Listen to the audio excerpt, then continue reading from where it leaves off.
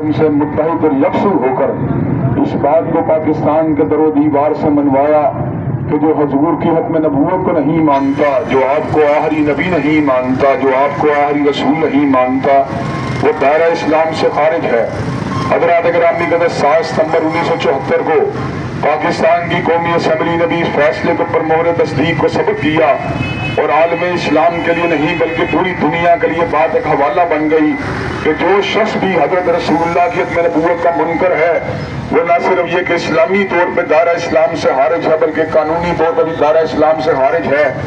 1980 کی دہائی کے اندر امتناع قادیانیت آرڈیننس کے ذریعے اس بات کی روک تھام کو یقینی بنایا گیا کہ قادیانی اپنی عبادت گاہ کو مسجد نہیں کہہ سکتے، مرزا کے ساتھیوں کو صحابی نہیں کہہ سکتے، مرزا کے گھر والوں کو اہل بیت نہیں کہہ سکتے، اپنے لٹریچر کو بطور مسلمان کسی کے سامنے نہیں پیش کر سکتے۔ حضرات